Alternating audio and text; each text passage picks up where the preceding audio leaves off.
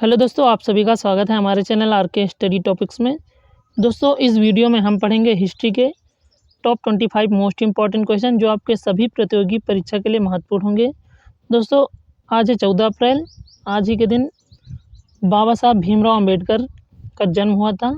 तो आज ही के दिन 14 अप्रैल को डॉक्टर भीमराव अंबेडकर जयंती मनाई जाती है।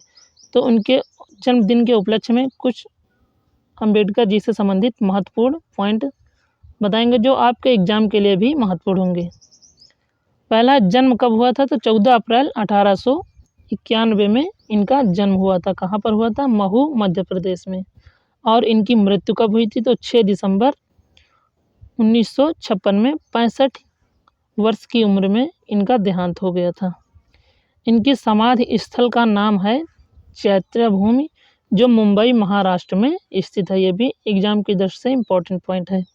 इनकी शैक्षिक योग्यताएं क्या थी? तो मुंबई विश्वविद्यालय से बीए किया था और कोलंबिया विश्वविद्यालय से एमए, पीएचडी, एलएलडी किया था तथा लंदन स्कूल ऑफ इकोनॉमिक्स से एमएससी, डीएससी और ग्रेज इन बैरिस्टर एट लॉ भी किया था। और इन्हें मरणोपरांत 1990 में भारत रत्न, जो भारत का सर्वोच्च सम्मान है, इन्हें 1990 में दिया गया था। इनकी माता का नाम था भीमाबाई और इनके पिता का नाम था रामजी मालोजी सकपाल तथा इनकी पत्नी का नाम था रामाबाई। तो ये सभी पॉइंट आप लोग याद रखिएगा। चलिए आज की क्लास को हम शुरू करते हैं।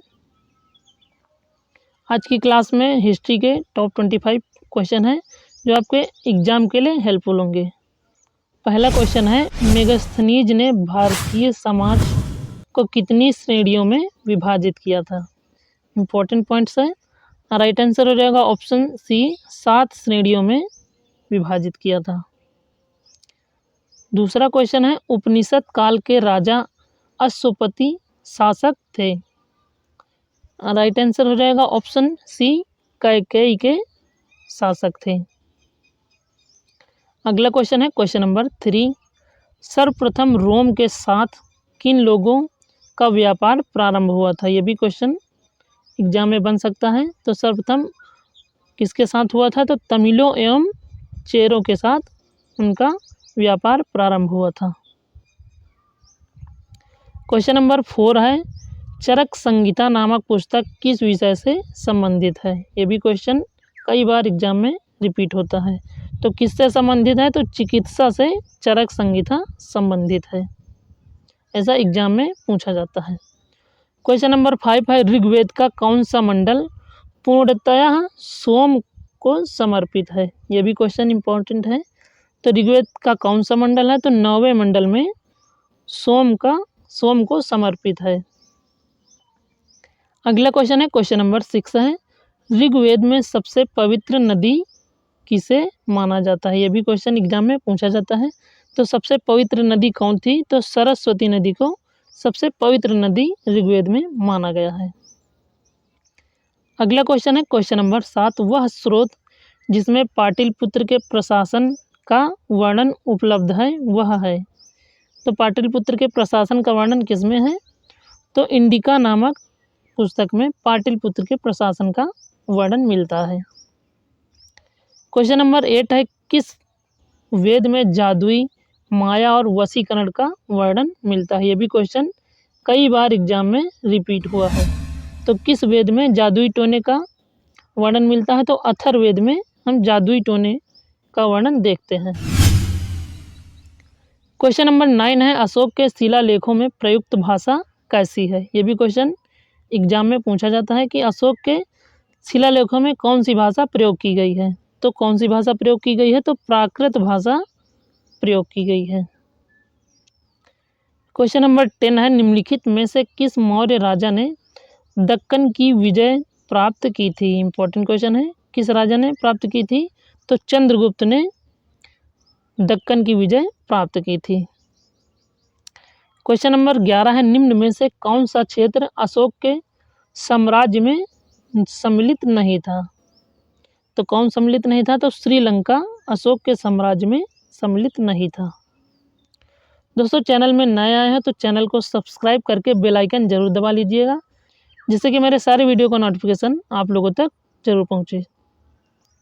अगला क्वेश्चन देख लेते हैं। क्वेश्चन नंबर 12, पाटलिपुत्र को किस शासक ने सर्वप्रथम अपनी राजधानी बनाई थी?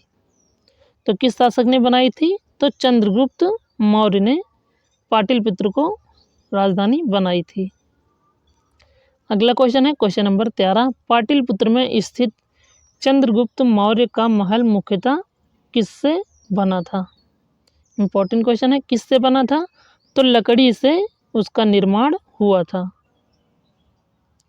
क्वेश्चन नंबर 14 है, कपिल मुनि द्वारा प्रतिपादित दार्शनिक प्रणाली है। ये भी इम्पोर्टेंट है। कपिल मुनि किसके प्रतिपादक थे? तो सांख्य दर्शन के प्रतिपादक थे। क्वेश्चन नंबर 15 है, जिसके ग्रंथ में चंद्रगुप्त मौर्य का विशिष्ट रूप से वर्णन हुआ है, वह ग्रंथ कौन सा है? इंपॉर्टेंट क्वेश्चन है। तो ग्रंथ कौन सा है? तो विशाखदत्त ग्रंथ है, जिसमें चंद्रगुप्त मौर्य का विशिष्ट रूप से वर्णन किया गया है। क्वेश्चन नंबर 16 है, सातवाहनों ने पहले स्थानीय अधिकारियों के रूप में काम किया था, मतलब किसके साथ काम किया था आधिकारिक रूप से? तो किसके साथ कार्य किया था? तो मौर्यों के अधीन कार्य किया था। अगला क्वेश्चन है क्वेश्चन नंबर 17, वह महानतम कुषाण नेता कौन था जो बौद्ध बन गया था? ये भी क्वेश्चन इंपॉर्टेंट है। तो कौन था? तो कनिष्क था जो बौद्ध बन गया था।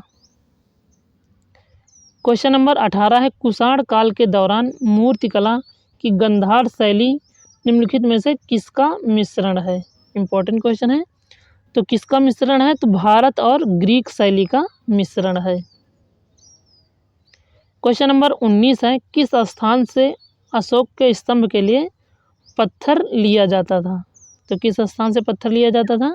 तो चुनार से पत्थर लिया जाता था। क्वेश्चन नंबर 20 है, निम्नलिखित में से कौन कनिष्क के बौद्ध होने के लिए उत्तरदायी था? कौन था बौद्ध होने के लिए उत्तरदायी? तो अश्वघोष थे। क्वेश्चन नंबर 21 है, मांडा किस नदी के किनारे स्थित था? इंपॉर्टेंट क्वेश्चन है। मांडा किस नदी के किनारे स्थित है? तो सतलुज नदी के किनारे मांडा स्थित है। तो सभी दोस्त याद रखिएगा। अगला क्वेश्चन है क्वेश्चन नंबर 22, किस संगम युगीन राज्य के संरक्षण में तीनों संगमों का आयोजन किया गया था? तो किसमें किया गया था? तो पांड्य संगम में किया गया था।